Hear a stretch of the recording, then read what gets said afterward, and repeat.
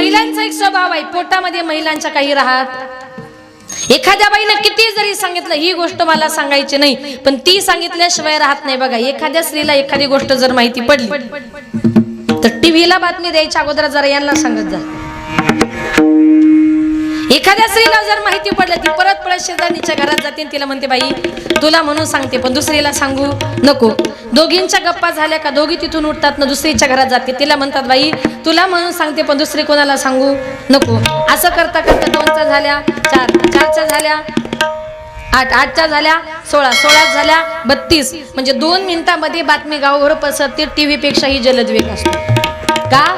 स्त्रियांच्या पोटामध्ये कधी काही राहत नाही, ते चांगलं आहे। पुरुष मंडळ तुम्हाला खरं सांगते बघा, एक गोष्ट पटेल तुम्हाला, अटॅकचं प्रमाण महिलांमध्ये जास्त की पुरुषांमध्ये? कोणामध्ये? पटकन बोला, कोणामध्ये? पुरुषांमध्ये का? कारण तुम्हाला जर एखादी गोष्ट माहिती पडली तुम्ही कुणाला सहजासहजी सांगता का? इतकी मनामध्ये दाबून ठेवता, इतकी मनात दाबून ठेवता का त्याचा तुमच्या रक्तदाबावर परिणाम होतोय आणि त्याच्यामुळे तुम्हाला अटॅक येतोय। आमच्या बायका बघा किती मोकळ्या मनाच्या, माहिती पडलं का अजिबात पोटामध्ये ठेवत, म्हणून आम्हाला अटॅक येत नाही। उद्यापासून तुम्ही पण तसंच करत जा। एखादी गोष्ट माहिती पडली का दुसऱ्याला सांगत जा, कारण स्त्रियांच्या पोटामध्ये काही कधी काही राहणार नाही। हा धर्मराजाने आपल्या आईला दिलेला शाप आहे। ऐका, ज्या वेळेला कर्ण धारातीर्थी पडला, कर्णाचा युद्धामध्ये पराभव झाल्यानंतर त्याचा प्राण गेला। प्राण गेल्याबरोबर कुंती मातेला माहिती पडलं, कुंती माता पळत पळत गेली, कर्णाला उचललं आणि आपल्या मांडीवर घेतलं आणि धाय मोकळून रडायला लागली। धर्मराजा पळत गेला आणि सांगितलं आई अगं आमचा शत्रू गेला आणि तू आनंद व्यक्त करायचं सोडून त्याचं शिर मांडीवर घेऊन तू रडते, कशा करता रडते? तेव्हा कुंती मातेने सांगितलं धर्मा मी ज्याचं शिर माझ्या मांडीवर घेऊन रडते ना तो तुमचा शत्रू नाहीये, तो तुमचा सगळ्यात मोठा भाऊ आहे।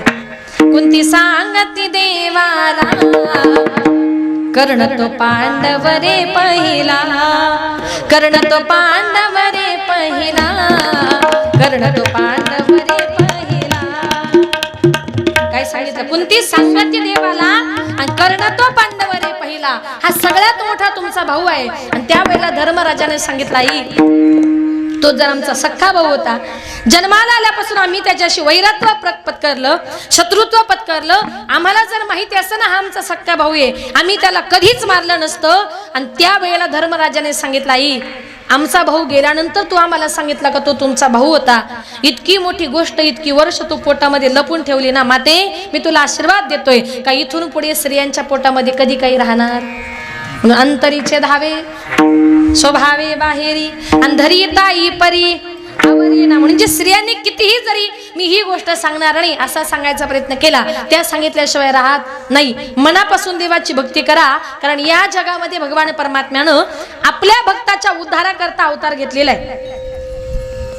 जन्माला आलात नाही एक भगवान परमात्मा आपलासा करा। बघा एका गावात आषाढी यात्रेच्या निमित्ताने एक वारकरी बाबा पंढरपूरला निघाल्यानंतर त्यांनी आपल्या मुलाला सांगितलं बाळा पंढरपूरच्या आषाढीची वारी आहे, मी 2-4 दिवस जरा पंढरपूरला चाललो, तू काय कर मी गेल्यानंतर जरा पहाटे 4 वाजता उठून जरा देवपूजा करत जा। मुलांनी सांगितलं बाबा पहाटे 4 वाजता उठणं वगैरे मला काही जमणार नाही आणि मी काय देवपूजा करणार नाही। बाबांनी सांगितलं असं नको करू, मी 50 वर्षापासून देवपूजा करतोय, पण तू जर 4-5 दिवस केली नाही तर बाळा एवढ्या वर्ष केलेली देवपूजा फुकट जाईल। मुलगा म्हटलं ठीक आहे बाबा तुम्ही पंढरपूरला जा, माझा मी बरोबर घरी देवपूजा करतो। आता बाप पंढरपूरला निघून गेला। पहाटे 4 वाजता आई उठली, आई म्हटली बाळा उठ अरे जरा देवपूजा करून घे।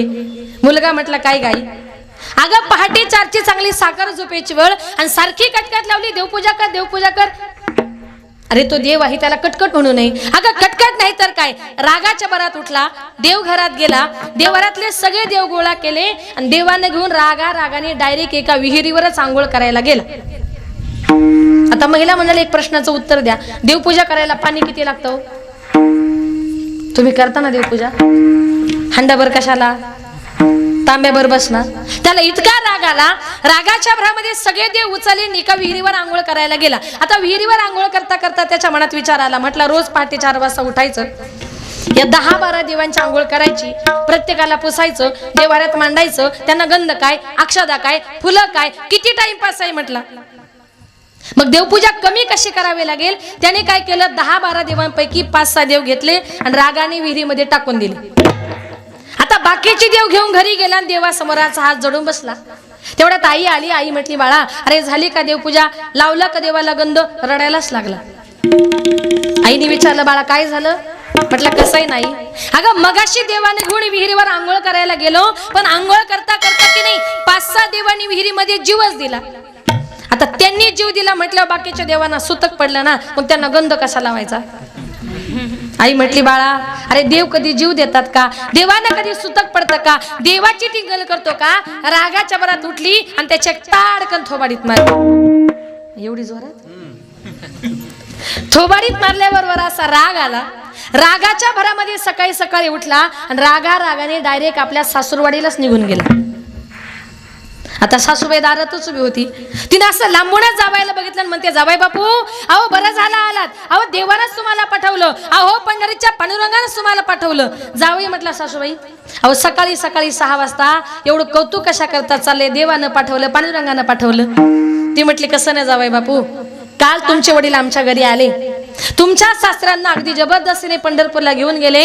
मला कालपासून चिंता पडली होती, उद्या देवपूजा कोण करेल, देवपूजा कोण करेल. म्हटली बरं झालं बाई तुम्ही वेळेवरच आलात. म्हटलं तिकडून सुटलो आणि इकडे आलो. आता पहाटे 4 वाजता सासूबाईने उठवलं. जावयाची देवपूजा म्हटल्यानंतर सासूबाईने अगोदरच सुगंधी फुले, सुगंधी अगरबत्त्या, सुगंधी अत्तर, सगळ्या सुगंधी वस्तू ठेवल्या आणि जावई बापूने देवपूजा करायला सुरुवात केली.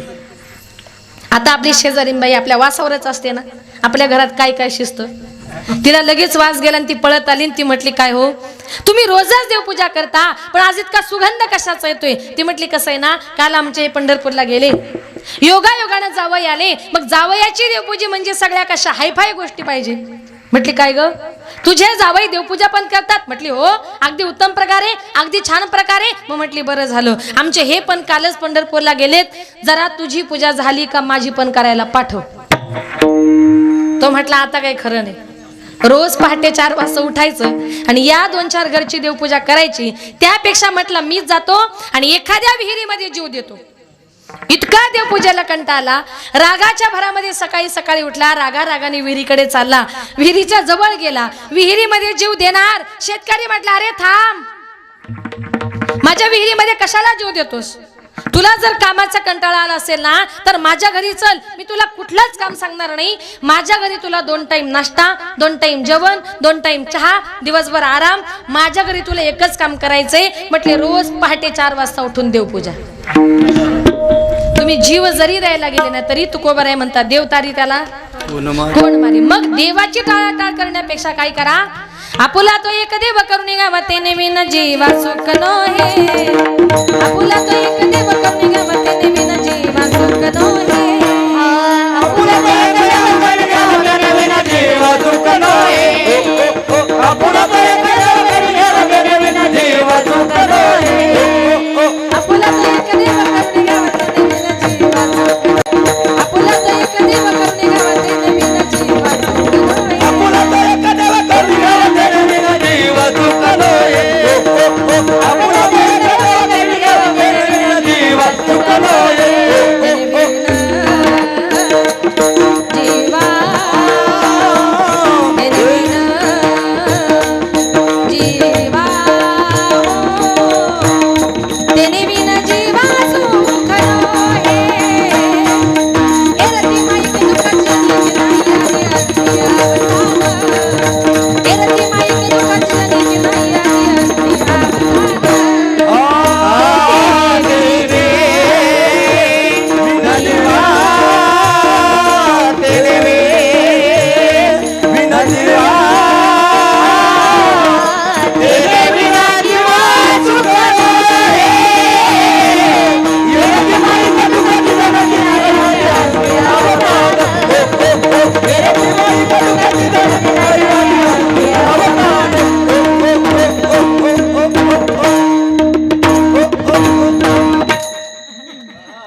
छान म्युझिक दिली हो.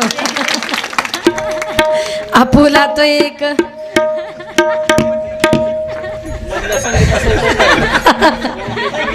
देव करून घ्यावा ते नेवी न जीवा सुख नो हे. तुकोबाराय म्हणतात जन्माला आलात ना एक भगवंत आपला असा करा. आताच्या काळामध्ये लोकांची गंमत तशी झाली, आपल्याला भक्ती नेमकी कुणाची करावी, पूजा नेमकी कुणाची करावी हे कळत नाही. आपला वार बदलला की आपली भक्ती सुद्धा बदलते. सोमवार आल्यावर महादेव, मंगळवारी महिला मंडळ, देवी माता, बुधवारी पांडुरंग परमात्मा, गुरुवारी तुम्हाला देवच माहिती नाही का, बोला ना, प्रभू दत्तात्रय, शुक्रवारी जय जय संतोषी माता, जय जय मा, जय जय संतोषी माता, जय जय. शनिवारी हनुमान पारायण, रविवार आलं की अहम वाघ्या सोहम वाघ्या प्रेम नगरावारी, सावध होनी भजनी लागा देव करा कैवारी, मल्हारीची वारी माझ्या मल्हारीची वारी, मल्हारीची वारी माझ्या मल्हारीची वारी, मल्हारीची वारी माझ्या मल्हारीची वारी, मल्हारीची वारी माझ्या मल्हारीची वारी. हरी देव माझा शिवशंकर अवतार, बाई लावी तो भंडार नांदे जगडावर. मल्हारी देव माझा शिवशंकर अवतार, बाई लावी तो भंडार नांदे जगडावर. असा मल्हारी देव माझा शिवशंकर अवतार, बाई लावी तो भंडार नांदे जगडावर. मल्हारी देव माझा शिवशंकर अवतार, बाई लावी तो भंडार नांदे जगडावर. मल्हारी माझा मल्हारी, मल्हारी माझा मल्हारी, मल्हारी माझा मल्हारी, मल्हारी माझा मल्हारी. ठाण मांडूनिया बसलया सतवारी, दुसरे कैलास शिखर गड जेजुरी. ठाण मांडूनिया बसलया सतवारी, दुसरे कैलास शिखर गड जेजुरी. असा मल्हारी देव माझा, असा मल्हारी देव माझा, नाही देत हो नकार, करतो स्वप्न ते साकार, देतो जगाला. मल्हारी देव माझा शिवशंकर अवतार, बाई लावी तो भंडार नांदे जगडावर. असा मल्हारी देव माझा शिवशंकर अवतार, बाई लावी तो भंडार नांदे जगडावर. मल्हारी देव माझा शिवशंकर अवतार, बाई लावी तो भंडार नांदे जगडावर. येळकोट येळकोट सदानंदाचा, बाळूमामाच्या नावानं.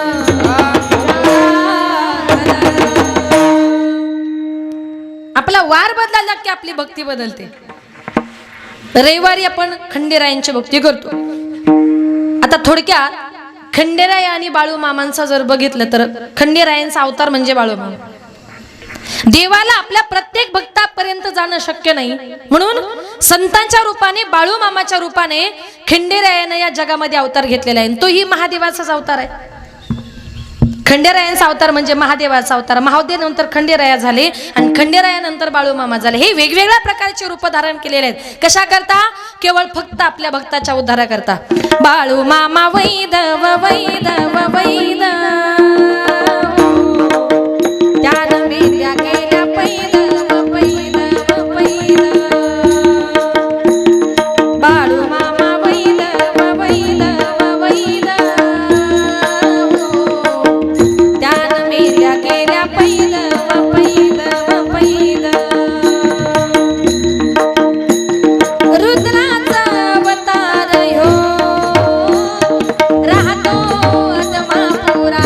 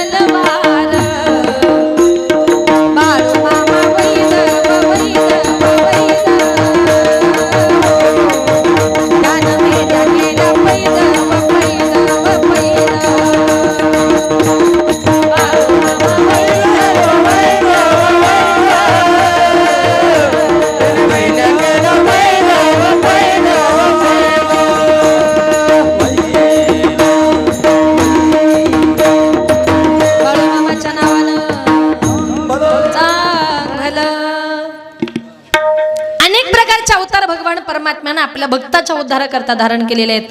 अनंत अवतार घेसी भक्त कारणी कनवाळू कृपाळू दिना लागे उद्धरणी. अनंत अवतार भगवान परमात्म्याने धारण केलेले आहेत. म्हणून आणि आपला विषय चालला होता की जीवन जगत असताना शांतता जर पाहिजे असेल तर माझे नाथ बाबा. पुढचं उदाहरण आहे ते म्हणजे वारकरी संप्रदायाचं वैराग्य. वैराग्य दाखवायचं झालं तर माझे तुकोबरा. इतकं वैराग्य. तुकोबरा यांच्या घराचं वर्णन जर बघितलं तर घर चंद्रमोळी, केळीवर नारळी, चुलीवर हारळी. तुकोबरा यांच्या घरामध्ये झोपलं की आकाशातला चंद्रवरती दिसायचा.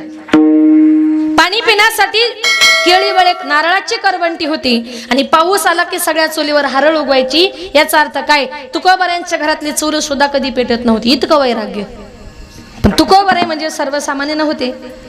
तुकोबरा म्हणजे पूर्वीच्या काळचे श्रीमंत सावकार. एक दिवस चोरांना वाटलं तुकोबरा सावकार आहे, तुकोबरा यांच्या घरी जावीन चोरी करावी. चोर तुकोबरा यांच्या घरी चोरी करण्याकरता गेले. आता एका प्रश्नाचं जरा पटकन उत्तर द्या. आपल्या घरी चोर जर चोरी करायला आले तर पहिलं कुठून डोकून बघतात? बर दरवाजातून कसं बघतील बरं? चोरी केली नाही वाटतं. खिडकीतून बघतात. कुठून? खिडकीतून. चोर तुकोबरा यांच्या घरी चोरी करण्याकरता आले. चोरांनी खिडकीतून डोकावून बघितलं तर त्यांना असं दिसलं, ज्यांच्या घरामध्ये आपण चोरी करायला आलोय त्या घरामध्ये एक माता ऐन कडकडत्या थंडीच्या दिवसामध्ये आपल्या 2 मुलांना अंगावरच्या पांघरत्या पदरावर अंथरून 2 मुलांना घेऊन झोपली होती. कडाक्याची थंडी पडलेली होती. ती आई आणि मुलं थंडीमध्ये कुडकुडत होती. चोरांनी विचार केला की अरे आईनं कडकडत्या थंडीच्या दिवसामध्ये ज्यांना अंगावर घ्यायला गोधडी सुद्धा नाही त्यांच्या घरी काय असणार हो. चोर तुकोबरा यांच्या घरी चोरी करण्याकरता गेले. पण तुकोबरा यांच्या घरातून काही नेलं नाही, कारण नेण्यासारखं काहीच नव्हतं. तुकोबरा यांच्या घरातून काही नेलं नाही, पण तोंड लपवण्याकरता चोरी करण्याकरता जी काही घोंगडी आणली होती ना, ती घोंगडी चोरांनी तुकोबरा यांच्या बायकोच्या मुलांच्या अंगावर टाकली. चोर आपल्या घरी निघून गेले. आम्ही सदैव सुडाके जवळ येता चोर धाके. आम्ही सदैव सुडाके जवळ येता चोर धाके. आम्ही सदैव सुडाके जवळ येता चोर धाके.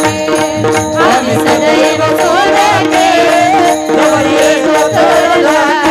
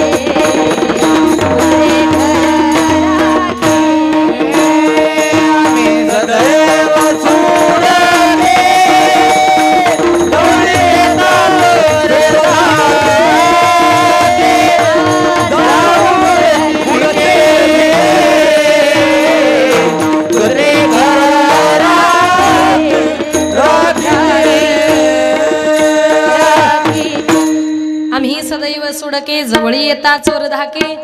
तुकोबरा म्हणतात आमच्या घराचं रक्षण चोरांनी करावं, कुत्र्यांनी करावं. हे माझ्या घरचं वैराग्य. आणि शेवटी म्हणजे गुरुनिष्ठा. इतकी गुरुनिष्ठा का गुरुपेक्षा शिष्य वरच ठरावा. जवळच इंद्रायणीच्या डोहामध्ये बुडालेल्या अभंगवरती काढण्याकरता माझ्या तुकोबरांनी बिना अन्न पाण्याविना 13 दिवस उपोषण केलं.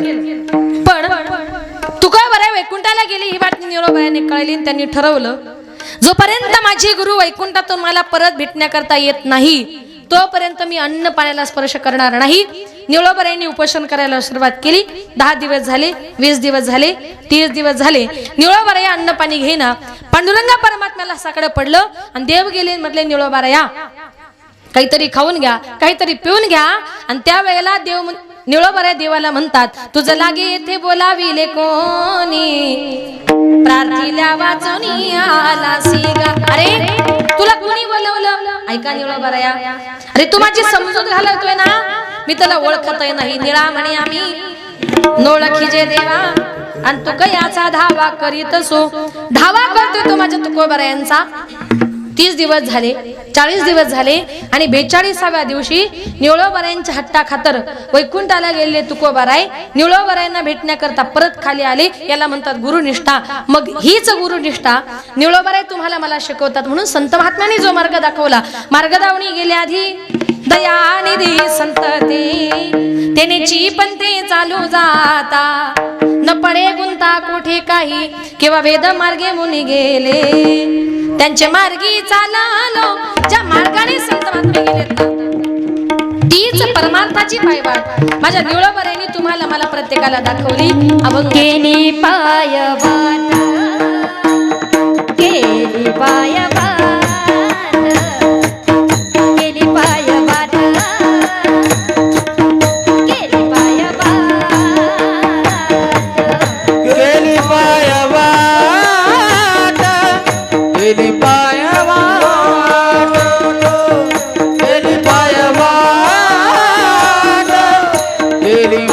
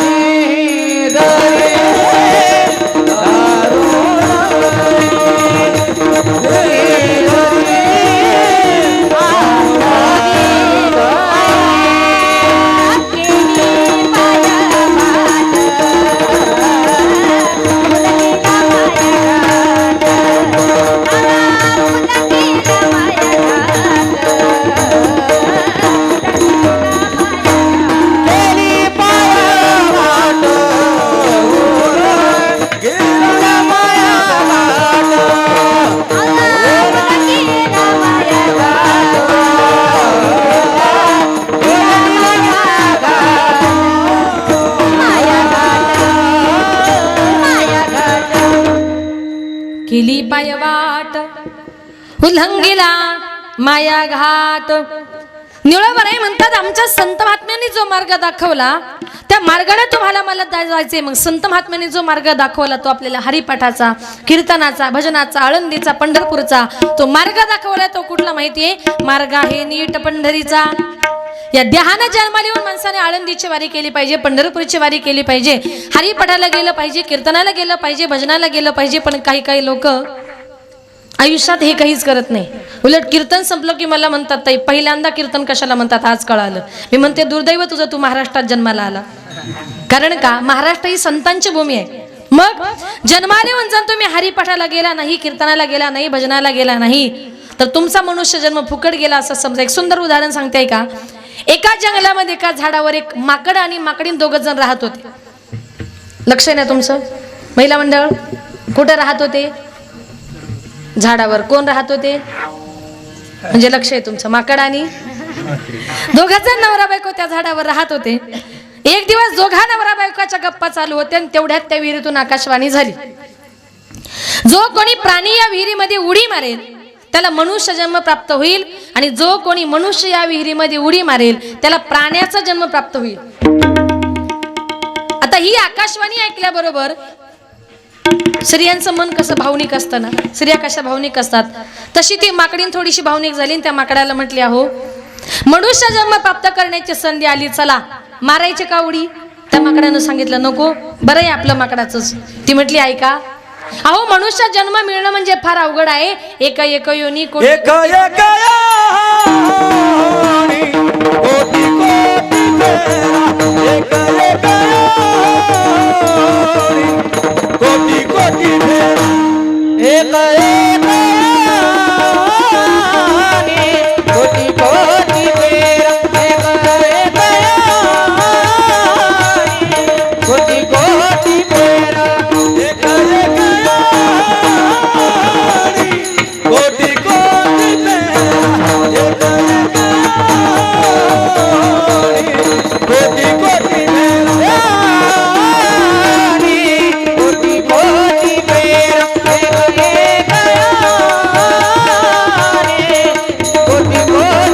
फेरा.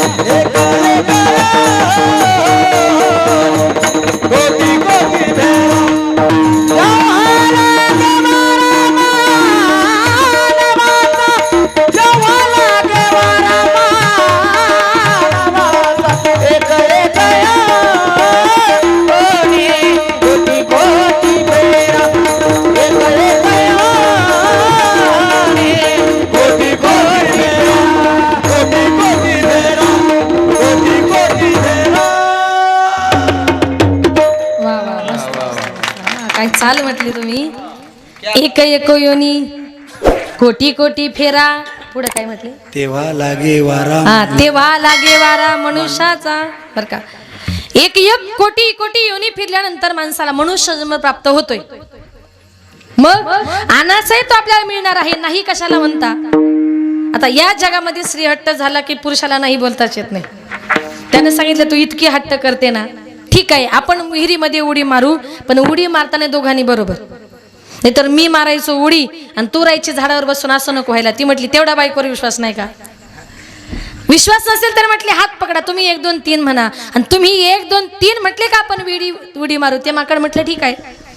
त्यानं आपल्या बायकोचा असा पॅक हात पकडला. ते माकड म्हटलं 1 2 3 म्हटलं की दोघांना बायकोने विहिरीमध्ये उडी मारली. आता विहिरीमध्ये उडी मारल्या बरोबर त्या माकडाचा झाला दिव्य पुरुष आणि त्या माकडीनीची झाली सुंदर स्त्री. दोघे जण नवरा बायको विहिरीच्या वरती आले, एकमेकांची प्रशंसा करू लागले. तिने सांगितलं, हो प्रशंसेचा राहू द्या, इतका सुंदर मनुष्य देह प्राप्त झालाय ना, चला पटकन कुठेतरी जाऊ, एखादा गुरु करू, गळ्यामध्ये माळ घालू, हरिपाठाला काय, कीर्तनाला काय, भजनाला काय, आळंदीला काय, पंढरपूरला काय, आणि उरलेल्या आयुष्यामध्ये या संपूर्ण मनुष्य देहाचं सार्थक करून घेऊ. त्या माकडानं सांगितलं, अगं तुझ्या सांगण्यावरून माकडाचा माणूस झालो, आणि तू म्हणते आता गळ्यामध्ये माळ घालायची, हरिपाठाला जायचं, कीर्तनाला जायचं, भजनाला जायचं, म्हणजे खाणं पिणं सगळं बंद करायचं. माझ्याच्याने काही ते शक्य होणार नाही. तिने सांगितलं, किती खाता? आता अर्ध्याला जास्त वय झालं, आता तरी सुधरा, आता तरी माळ घाला. बघा कितीतरी बायका आपल्या नवऱ्यांना समजावण्याचा प्रयत्न करतात, पण माकडं ऐकत. माकडाबद्दल बोलते बरं, माणसाबद्दल नाही. अजिबात गैरसमज करू नका. माकडच ते त्यांना ऐकलंच नाही. तो म्हटला, तू इतकी माळ घालायचा आग्रह करते ना, माझं माकडाचंच बरं. म्हटलं, मी परत विहिरीमध्ये उडी मारतो. तिने सांगितलं, ऐका नका मारू उडी, परत हा मनुष्य देह मिळणार नाही. तो म्हणायचा, नाही नाही मी विहिरीतच उडी मारतो, तुम्हाला माळ घालायला लावशीनच. ती म्हणायची, ऐका नका मारू उडी. त्यानं काही त्याच्या बायकोचं ऐकलं नाही, आणि त्या माणसानं जी विहिरीमध्ये उडी मारली, उडी मारल्याबरोबर परत त्या मनुष्याचं झालं परत माकड. ऐका पुरुष मंडळ, जे पुरुष लोक आपल्या बायकोचं चांगलं ऐकत नाही, एक दिवस त्यांचं माकडच होतं बरं का माने साहेब. चांगलं म्हटलं बरं का, सगळं नाही काय. बायकोचं फक्त चांगलं ऐकायचं. त्यानं तिचं ऐकलं नाही, त्यानं परत विहिरीमध्ये उडी मारली आणि उडी मारल्याबरोबर त्या माणसाचं झालं परत माकड. आता ते माकड विहिरीच्या वरती आलं. तुमचं तसंच आहे का? नाही ना. ते माकड विहिरीच्या वरती आला. आता ऐका, एक कल्पना करा, त्याची बायको म्हणजे सुंदर स्त्री, रूपवान स्त्री, आणि तिचा नवरा म्हणजे ते असं माकड. ते कसा दिसत असेल जोडा नवरा बायकोचा, एक कल्पना करा. तेवढ्यात तिथल्या जंगलाचा राजा तिथे फिरण्याकरता आला आणि त्या राजानं बघितलं, अरे इतकी सुंदर स्त्री विहिरीच्या कडेला बसली आणि माकडाच्या बरोबर गप्पा मारते, तिच्या जीवाला धोका आहे. म्हणून राजा पळत पळत गेला. राजानं त्या स्त्रीच्या बोटाला धरलं आणि तिला घेऊन आपल्या राजवाड्याकडे चालला होता. ते माकड पाठीमागून रडत होतं, विनंती करत होतं, सांगत होतं, राजेसाहेब ती माझी बायको आहे, नेऊ नका तिला, पाया पडतो तुमच्या. आता मला सांगा पुरुष मंडळ, माकडानं किती सांगितलं ही सुंदर बायको माझी आहे, मग माकडाला बायको मिळेल? म्हणून प्रत्येक माई बापांना ऐका, आत्ताच्या काळामध्ये माकडांना बायका मिळत नाही. ऐकलं का? आत्ताच्या काळामध्ये माकडांना बायका मिळत नाही. ज्या ज्या आई बापाला आपल्या मुलाचं चांगलं व्हावं असं वाटत असेल तर तुमचा मुलगा रात्री बेरात्री कुठे जातो, उशिरापर्यंत काय करतो याची चौकशी करा. आणि जर तुम्ही तुमच्या मुलांची चौकशी केली नाही तर एक दिवस तुमच्या मुलाची फजिती सुद्धा त्या माकडासारखीच. संत महात्मे म्हणतात, एवढंही सांगून जर तुम्ही ऐकत नसाल तर हे जरी नाही काल मग दुसरा येईल, हे जरी नाही काल, हे जरी नाही काल मग दुसरा येईल, हे जरी नाही काल. सरते शिवदेवा काळ बांधून नेईल, सरते शिवदेवा, सरते शिवदेवा काळ बांधून नेईल, सरते शिवदेवा. आवाज काय माझा येईल, एका जनार्दनी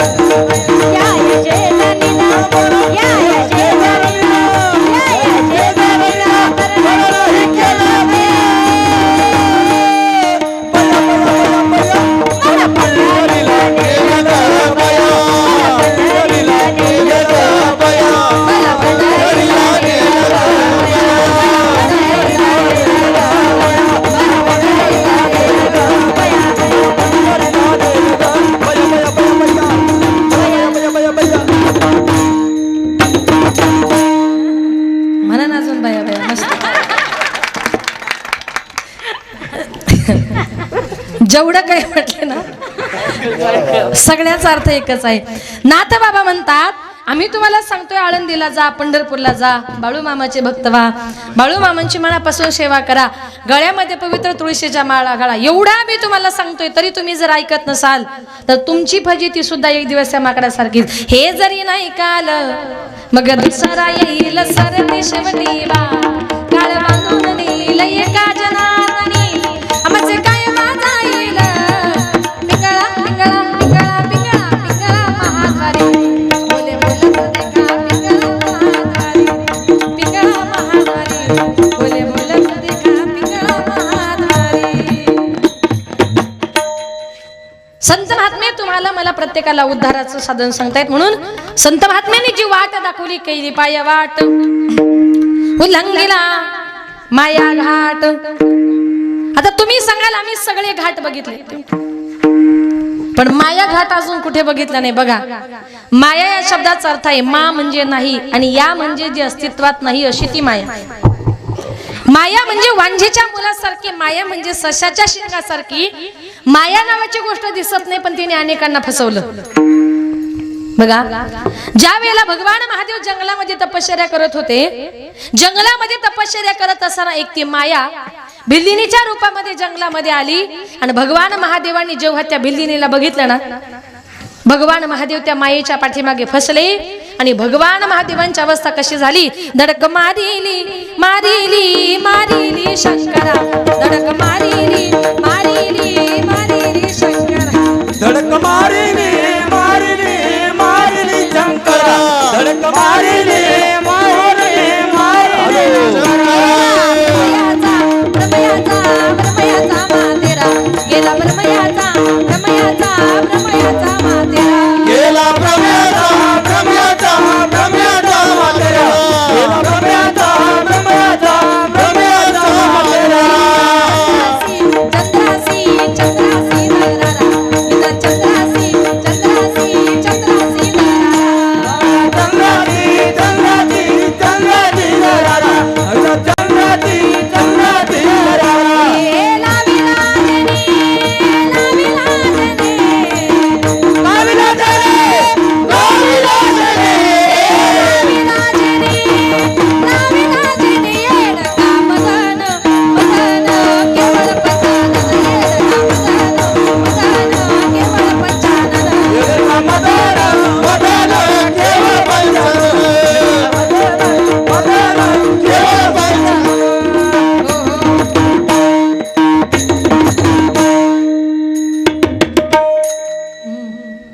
धडक मारिली शंकरा. मायेनं पहिली धडक मारली ती शंकराला, दुसरी केला ब्रह्मयाचा मातेरा. एवढे मोठे ब्रह्मदेव, वेदांची पुस्तकं ज्यांच्या डोक्यामध्ये होती, पण एका मानस कन्येच्या बिलाशा धरली आणि ब्रह्मदेवाची मायेनं तर मातीच करून टाकली. वेदार्थाचा गोवा कन्याभिलाष वेदे नाही ऐसे सांगितले, माईनं ब्रह्मदेवाची माती करून टाकली. इंद्रचंद्रासी दरारा. इंद्रानं काय केलं, गौतम ऋषींची पत्नी अहिल्याईचा विनयभंग केला आणि तेव्हा गौतम ऋषींनी शाप दिला की इंद्रा, तू माझ्या बायकोचं पतिव्रत्य भ्रष्ट केलंस, तुझ्या अंगावर हजारो भोकी पडतील. गौतम ऋषींच्या शापानुसार इंद्रा पडली भग, चंद्र झाला काळा, नारद चुकला चाळा भजनाचा. गौतम ऋषींच्या शापानुसार इंद्राच्या अंगावर हजारो भोकी पडली, चंद्र काळा झाला. कशामुळे? चंद्राने आपल्या गुरु बृहस्पती यांची बायको तारा हिला पळवले आणि बृहस्पतीने त्याला शाप दिला की चंद्रा, या जगात तू इतका तेजस्वी आहे, पौर्णिमेच्या दिवशी चंद्र किती सुंदर दिसतो, तुझ्या या सुंदर चेहऱ्यावर माझ्या बायकोचं पतिव्रत्य भ्रष्ट केल्यामुळे तुझ्या या सुंदर चेहऱ्यावर कुठेतरी काळा डाग पडेल. आजही चंद्राच्या तोंडावर काय आहे? काळा डाग आहे. तो कुणाचा? बृहस्पतींचा शाप आहे. बृहस्पतींच्या शापाने चंद्र झाला काळा आणि नारद चुकला चाळा भजनाचा. रात्रंदिवस नारायण नारायण म्हणणारे नारद मुनी एक दिवस भगवान कृष्णाच्या जवळ गेले. नारायण नारायण. बोला नारदजी, काय काम काढलं? देवा, काम आहे पण जरा प्रायव्हेट आहे, माणसांमध्ये नाही, एकांतात बोलायचं आहे. दोघे जण एकांतामध्ये गेले. देवाने सांगितलं, नारदा काय काम काढलं?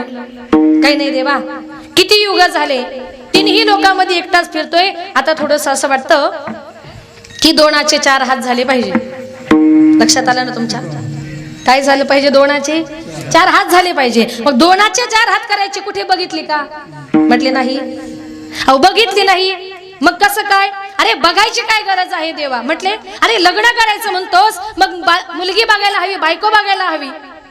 नारद मुनी म्हटले देवा बघायची काय गरज आहे? तुला आहेत ना 16,160, मग त्याच्यातली एकच मला दे. देवाच्या लक्षामध्ये आलं का याला मायेनं पछाडला. हरकत नाही म्हटले. मग कुठली बायको घेऊ? देवानं सांगितलं जिच्या जवळ मी उभा नसेल ना ती बायको तुला घेऊन जा. त्याला इतका आनंद वाटला की आता मला देवाची बायको मिळणार.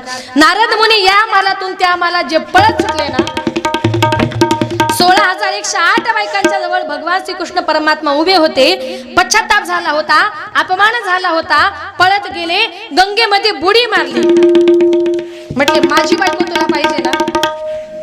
काय म्हटले? माझी बायको तुला पाहिजे ना? त्यानं गंगेमध्ये बुडी मारल्या बरोबर पाण्यातून वरती आला. देवानं नारदाचीच नारदी केली. पुढे लग्न झालं, तिला 60 मुले झाली. 60 मुलांचं करता करता त्या नारदीला भजन करण्याकरता वेळ राहिला नाही म्हणून नारद चुकला चाळा भजनाचा. निळोबाराई म्हणतात मायेमध्ये महादेव फसले, ब्रह्मदेव फसले, इंद्र फसला, चंद्र फसला, नारद मुनी फसले, सगळेच फसले. पण माझ्या गुरुनी माझ्या तुकोबराईने काय केलं? उल्लंघिला माया घाट. माझ्या गुरुनी मात्र तो मायेचा घाट पार केला. मग म्हटले तुमच्या गुरुनी मायेचा घाट पार करण्याकरता नेमकं केलं तरी काय हो? काही नाही म्हटले, सोपं केलं. काय केलं? माझ्या गुरुनी रात्रंदिवस हरी आठवला. नुसता आठवला नाही तर त्याला हृदयात नेऊन साठवला. अभंगाचे दुसरे आठवेला जे हारे आठवेला जे हारे आठवेला जे हारे आठवेला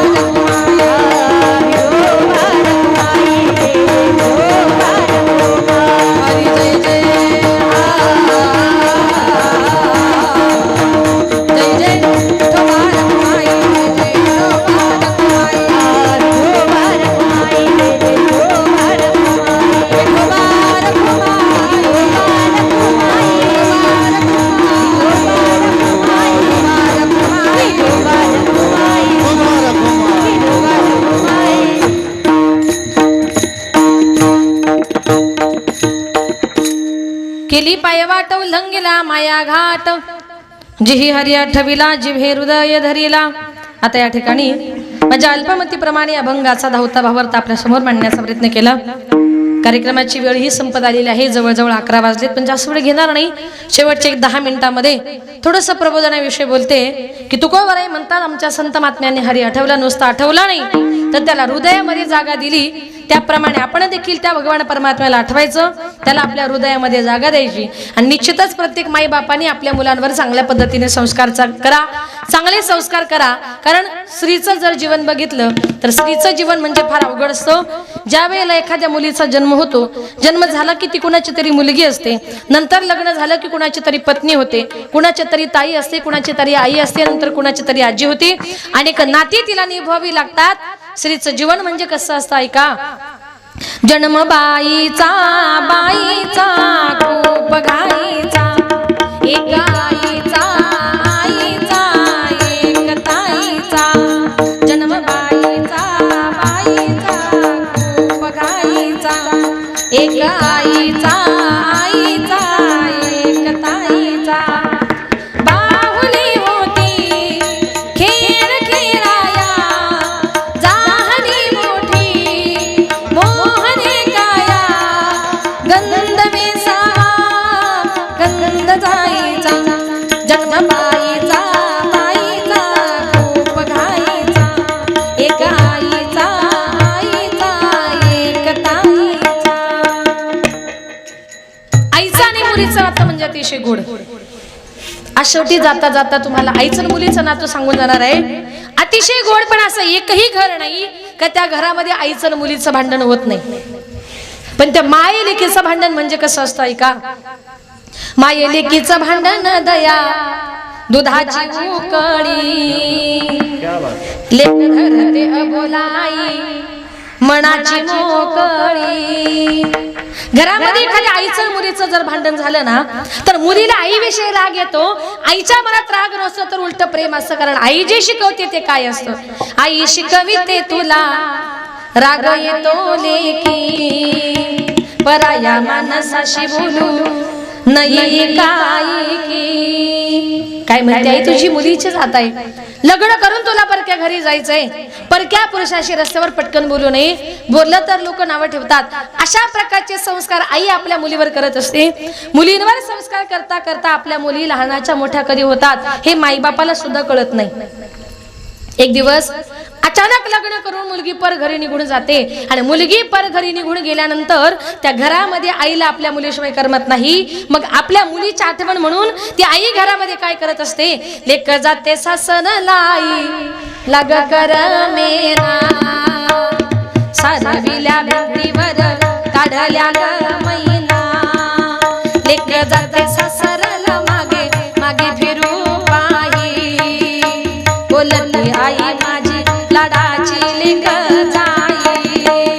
लेक जाते सासरला माय लेकी पडे गळा, कस कोरड्या नदीला पाणी येत खळा खळा. लग्न करून एखादी मुलगी जायला निघाल्यानंतर त्या आईला रड असं सांगावं लागत नाही हो. आपली मुलगी जायला निघाली की त्या आईच्या डोळ्यातून खळकण असं पाणी येतं. इतके जर माईबाप आपल्या मुलांवर आपल्या मुलींवर जर प्रेम करतात, हे सगळं प्रेम आपण का विसरतो. प्रत्येक ठिकाणी संतांनी कवींनी कवयित्रींनी गोडवी गायली त्या आईचे. निबंध लिहिले जातात आईबद्दल, कविता लिहिल्या जातात आईबद्दल, वक्तृत्व केलं जातं आईबद्दल, पण बाप अजूनपर्यंत कुणी रेखाटला नाही. आज समाजाला बाप रेखाटायची गरज आहे. आईविषयी बोललं जातं म्हणून आईचं महत्व कळतंय, पण आजचा समाज म्हणजे प्रबोधन केल्याशिवाय त्यांच्या लक्षामध्ये येत नाही असा समाज बनलेला आहे. मग बापाबद्दल सांगितल्याशिवाय मुलांना बापाची किंमत सुद्धा कळत नाही. जीवनामध्ये आपला बाप आपल्या मुलाकरता किती कष्ट करत असतो, अतिशय कष्ट करत असतो आपल्या मुलांकरता. जेवढा काही करतो ना, दिवसभर जर तो कामाला जात असेल तो विचार करतो दिवसभर काम करून माझ्या बायको मुलांचं पोट भरत नाही, तो डे नाईट ड्युटी करतो आणि रात्रंदिवस आपल्या मुलाचा सांभाळ करत असतो. तो जीवनामध्ये आपला बाप किती महत्वाचा असतो प्रत्येकानं ऐका. उरामंदी माया त्याच्या काळ्या मेघावानी, दाखविना कधी येईना डोळ्यातन पाणी झिजू झिजू संसाराचा गाडा हाकला वटामंदी हसू जरी कणा वाकला घडीभर तू थांब जरा ऐक त्याची धापद लैया वगड हाय गड्या उमगाया बापर उमगाया बापर लैया वगड हाय गड्या उमगाया बापर उमगाया बापर मुकी मुकी माया त्याची मुकी घाल मेल लेकराच्या पायी उभा जन्म उधळेल आधाराचा जणू वाटलं बाळ त्याच्या याला वाचोला जिनरान माळ जिनरान माळ घडीभर तू थांब जरा ऐक त्याची धापद लैया वगड हाय गड्या उमगाया बापर उमगाया बापर लैया वगड हाय गड्या उमगाया बापर उमगाया बापर जीवनामध्ये आपला बाप किती महत्वाचा असतो बापाची किंमत सांगितल्याशिवाय किंमत कळणार नाही म्हणून आजही शेवटी जाताना इथे बसलेल्या प्रत्येक आई बापाची व्यथा मी तुमच्या समोर मांडणार आहे का जीवनामध्ये आपला बाप आपल्या करता काय काय करत असतो रोजच्या जीवनाची सोय करणारी आई आपल्या पटकन लक्षामध्ये राहते पण पडद्याच्या पाठीमागे आयुष्याच्या शिदोरीची सोय करणारा बाप आपण का विसरतो मग आपल्या जीवनामध्ये आपला बाप किती महत्वाचा असतो इथे बसलेल्या प्रत्येकाची व्यथा मांडणार आहे प्रत्येकानं फक्त एक शब्द लक्षपूर्वक ऐका आणि जो मुलगा ऐकेल ना तो कधीच आपल्या मायबापाला घराच्या बाहेर काढणार नाही किती बाप महत्वाचा असतो बाप नसतो कुणाच्या ध्यानी मनी बाप माझा वेदनांचा धनी बाबा नसतो कुणाच्या ध्यानी मनी बाबा माझा वेदनांचा धनी आई मायेचा सागर ही सत्य आहे कहाणी पण दुर्लक्षित बापाच्या त्या व्यथा कुणीतरी जाणी बाप नसतो कुणाच्या ध्यानी मनी बाबा माझा वेदनांचा धनी आई तव्यावरची भाकरी बाप तव्यावरचा पलिता भाकरी करवू नये म्हणून चटके खाई माझा पिता वेदना किती जरी झाल्या तो कोणाला सांगत नाही फक्त गरजा परिवाराच्या तो पूर्ण कर दुःख लपवून हासतो वरवरणी बाप माझा वेदनांचा धनी आई म्हणजे घराची भिंत बाप आहे पाया घराचा त्याच्या अंगावरती भार कुटुंब संसाराचा पत्नीला जरीची साडी नवे कपडे मुलांना आणून बाप माझा गावभर फिरतो फाटलेली दूध तुटकी चप्पल केसाला नाही फणी बाप माझा वेदनांचा धनी बाप गेल्यावरती कळेल कुंकवाचे मोल मुलांना कळून येईल काय होता बापाचा रोल बाप गेल्यावरती कळेल कुंकवाचे मोल मुलांना कळून येईल काय होता बापाचा रोल आई समजा रुक्मिणी माता बापात विठ्ठल पहावा या दोन दैवता पोटी पुन्हा पुन्हा जन्म मी घ्यावा जपा त्यांना त्यांच्या म्हातारपणी बाप माझा वेदनांचा धनी आई मायेचा सागर ही सत्य आहे कहाणी पण दुर्लक्षित बापाच्या त्या व्यथा कुणीतरी जाणी बाप नसतो कुणाच्या ध्यानी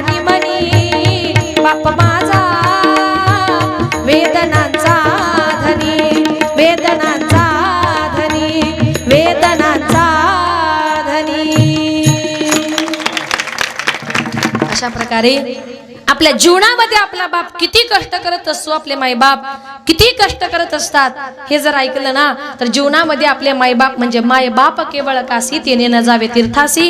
आपले मायबाप हे सगळ्यात महत्वाचं दैवत आहे. सगळ्या जगाला विसरा. आणि शेवटी जाताना सांगेल का ज्या छत्रपती शिवाजी राजांनी हर हर महादेव गर्जना करतो बा महाराष्ट्र घडवला, त्या राजांचं गुणगान आपण केलं पाहिजे. कारण महाराष्ट्रभर कीर्तन करत असताना माझं असं एकही कीर्तन नाही का राजांचं नाव घेतल्याशिवाय मी कीर्तन संपत नाही. एका माणसाने मला कीर्तन संपल्यावर प्रश्न विचारला, ताई तुम्ही कीर्तनामध्ये राजे राजे म्हणता, तुमचे राजे नेमके होते तरी कोण? देव होते का? तर नीट ऐका, छत्रपती शिवाजी राजे नेमके होते तरी कोण? विजयासारखी तलवार चालून गेला, विजयासारखी तलवार चालून गेला, निदळ्या छातीने हिंदुस्तान हलवून गेला, मुठभर मावळ्यांना बरोबर घेऊन हजारो सैतानांना नडून गेला. आणि स्वर्गामध्ये गेल्यानंतर 33 कोटी देवानी ज्याला वाकून मुजरा करावा ना, असा एकाच मर्द मराठा माझा शिवबा होऊन गेला, शिवबा होऊन गेला, शिवबा होऊन गेला. हर हर महादेव, हर हर महादेव. थोडा इको द्या ना मला. हर हर महादेव. गिरीशिखरी किरीटा परी लहरी भगवा ध्वजा, गिरीशिखरी किरीटा परी लहरी भगवा ध्वजा, उगवला तारा तिमिर हरा गरजा शिवाजी राजा, उगवला तारा तिमिर हरा गरजा शिवाजी राजा, उगवला तारा तिमिर हरा गरजा शिवाजी राजा, उगवला तारा तिमिर हरा गरजा शिवाजी राजा.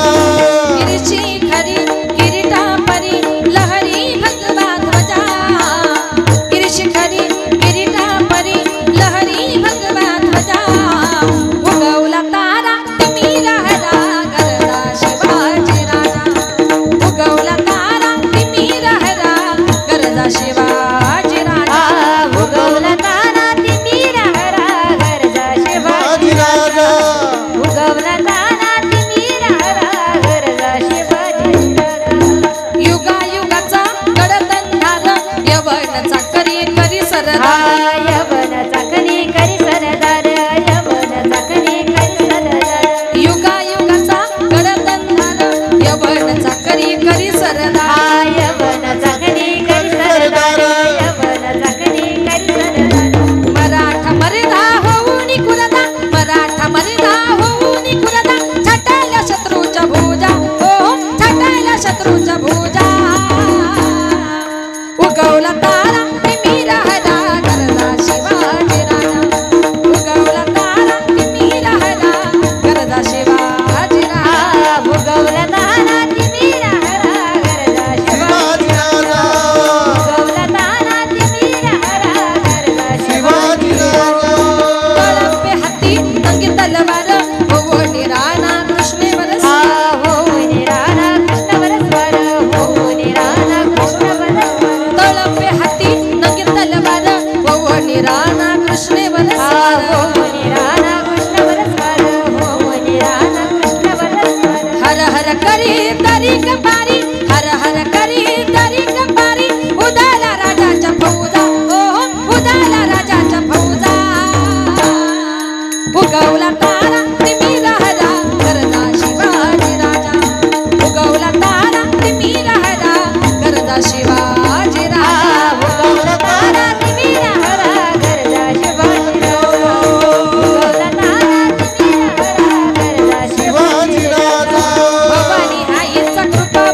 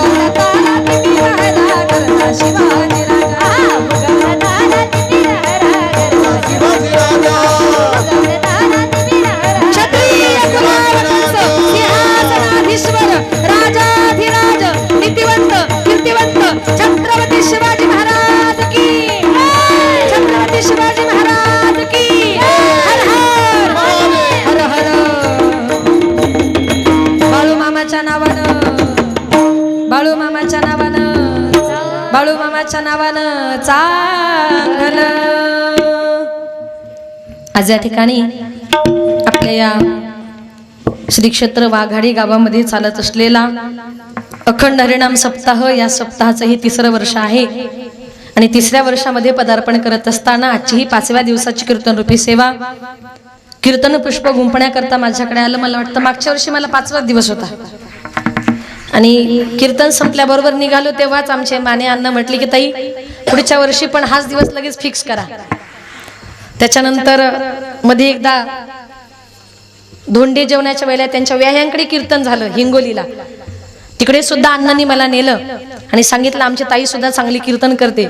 खूप मोठा कार्यक्रम तिकडे झाला होता. एक 3रा योग आहे अण्णांकडे येण्याचा. आमचे माने अण्णा, बाजूला आमचे आदरणीय राठोड भाऊ, ते दोघंही वर्षभर कॉन्टॅक्ट मध्ये असतात, संपर्कामध्ये असतात आणि निश्चितच त्यांनी मला बहीण मानलेलं आहे आणि वर्षभर मला फोन करून चौकशी करतात, ताई कसं चाललंय, कुठे कार्यक्रम आहेत. आणि पुन्हा एकदा आपल्या गावात येण्याचा योग आला त्याबद्दल आमचे माने अण्णा आणि राठोड भाऊ यांचं मनपूर्वक मी आभार मानते. समस्त ग्रामस्थ मंडळी, आपल्या सर्वांचं पुनश्च एकदा या ठिकाणी दर्शन झालं आणि आपल्या बाळूमामाच्या मंदिराचा नवीन भूमिपूजन सोहळा 18/4 म्हणजे 18 एप्रिल रोजी या मंदिराचा भूमिपूजन सोहळा होणार आहे. सध्या छोटंसं मंदिर आपण तयार केले, पण भविष्यामध्ये खूप मोठं असं मंदिर बनवण्याचा बाळूमामाच्या भक्तांचा निश्चय आहे. म्हणून त्या मंदिराकरता सुद्धा प्रत्येकानं सढळ हाताने देणगी दिली पाहिजे. प्रत्येकानं सढळ हाताने देणगी द्या. कारण बाळूमामांचा स्वभाव असा आहे, देवाचा स्वभाव असा आहे की अगोदर आपल्या भक्ताकडून घ्यायचं आणि मग द्यायचं. घेतल्याशिवाय कुणाला काही द्यायचं नाही. आपल्या आजूबाजूच्या परिसरावर बाळूमामांची कृपा, इथं जर मंदिर झालं तर त्यांची कृपा तुमच्या शेतीवर, तुमच्या परिसरावर राहणार आहे. म्हणून त्यांच्या मंदिराकरता तुम्ही जितकं द्याल ना तितके मामा तुम्हाला देतील. कारण देवाचा स्वभाव आहे, अगोदर घेशील नंतर देशील, घेतल्याशिवाय कुणाला काही द्यायचं. म्हणून सढळ हाताने त्या मंदिराकरता मदत प्रत्येकानं करा आणि मंदिराची भरभराट होत राहो. सुंदर मंदिर या ठिकाणी निश्चित उभं राहील अशी मी या ठिकाणी ग्वाही देते. या कीर्तनाकरता ज्यांनी 2 तास गोड अशी मृदुंगाची सेवा दिली ते आदरणीय हरिभक्तपरायण रघुनाथ महाराज माने, ते या ठिकाणी आलेले आहेत. अतिशय गोड अशी सेवा दिली. महाराजांचं या ठिकाणी मनपूर्वक आभार. माझ्याबरोबर आलेले आमचे आदरणीय बंडोपंत पानसरे गुरुजी, ते देखील या ठिकाणी आलेले आहेत. आणि तुम्ही बघितलं असेल तबला वाजवण्यात त्यांचा कोणीच महाराष्ट्रात हात धरू शकत नाही, पण निश्चितच आज योगायोगाने गुरुजी या ठिकाणी आलेले आहेत आणि त्यांचे 4-5 हजार शिष्य महाराष्ट्रामध्ये आहे. पण तरी सुद्धा आज त्यांना म्हटलं की आमच्या बरोबर तुम्ही चलाच. या ठिकाणी गुरुजी आले, अतिशय गोड अशी सेवा दिली. त्यांचंही आपण या ठिकाणी टाळ्या वाजवून स्वागत करूया. आणि बरं का, ते नुसते तबला वाजवत नाही वारकरी संप्रदायात, नाही तर सोलापूर जिल्ह्यामध्ये एका कुंभार गावचे ते सरपंच सुद्धा आहेत. हा, म्हणजे अतिशय दोनही काम ते करतात. त्यांचंही या ठिकाणी मनपूर्वक आभार. आणि बाकी सगळी टाळकरी मंडळी, वारकरी मंडळी ज्यांनी गोड असं गायनाचं काम केलं ते आदरणीय हरिभक्तपरायण अशोक महाराज. मला वाटतं 1-2 वेळा तुम्ही गायनाला होते, आजही या ठिकाणी आलात. त्यांचा आवाज फार गोड आहे, फार कडक आहे, पण आज प्रमाण कमी गायक जास्त झाले. अशोक महाराज आदरणीय हरिभक्तपरायण, अनिल महाराज आदरणीय हरिभक्तपरायण, विठ्ठल महाराज. पहिली चाल खूप गोड झाली, सुंदर असं गायन केलं. माझी विद्यार्थिनी युवा म्हणजे उद्यापासून ते जरा अजून नाचत जातील. विनेकरी महाराजांचा भार. इकडची ही संस्थेतले विद्यार्थी तुमच्याच का? महादेव महाराज नरवडे, त्यांच्या संस्थेतले हे सगळे विद्यार्थी या ठिकाणी आले, गोड सेवा दिली. धन्य माता पिता तयाची. आज याच तरुणांची, याच मुलांची आपल्या वारकरी संप्रदायाला परमार्थाला गरज आहे. त्यांचंही जरा टाळ्या वाजवून स्वागत करूया. आणि प्रत्येक मायबापाने एक विचार करा की आपला मुलगाही जरा इथे दिसला पाहिजे. खाली बसण्यापेक्षा जरा टाळ घेऊन उभे राहत जा पुढच्या वर्षी असो. आणि तुम्ही सगळा श्रोतवर्ग, माझ्या सगळ्या माता भगिनी, तुम्ही सगळे पुरुष वर्ग या कार्यक्रमाला मोठ्या संख्येने उपस्थित राहिलात. कार्यक्रमाची शोभा वाढवली. जमलेला सगळा माझा पुरुष वर्ग, माझ्या सगळ्या माता भगिनी, सर्वांचं या ठिकाणी मनपूर्वक आभार मानते. आमचा आवाज तुमच्यापर्यंत ज्याने सुंदर गोड पोहोचवला सृष्टीवाल्या दादांचं या ठिकाणी मनपूर्वक आभार. युट्यूबच्या माध्यमातून हा कार्यक्रम महाराष्ट्रावर दिसणार आहे, त्यांनी या कार्यक्रमाचं शूटिंग केलं, त्यांचंही या ठिकाणी मनपूर्वक मी आभार मानते. आणि परवा जे कीर्तन आहे अनिताताई जाधव, ती माझी मोठी बहीण आहे बरं का, त्याही कार्यक्रमाचा सर्वांनी लाभ घ्या. आम्ही तिघी जणी बहिणी आहोत, अनिता, वनिता, सुनीता. आता परवा तुमच्याकडे आहे ती अनिताताई, मी 2 नंबर वनिताताई पाटील, आणि छोटी आहे ती सुनीताताई. मला अण्णा मगाशीच म्हटले की छोट्या बहिणीचा नंबर द्या, पुढच्या वर्षी त्यांना बोलू. असो, निश्चितच त्या ताईंच्याही कार्यक्रमाचा आपण लाभ घ्यावा. आणि माझ्याकडून बोलताना जर काही चुकलं असते तर क्षमस्व. झालेली सेवा विठ्ठल रुक्मिणीच्या बाळूमामांच्या चरणी समर्पित करून सेवेला पूर्णविराम. ज्ञानेश्वरा ज्ञानराज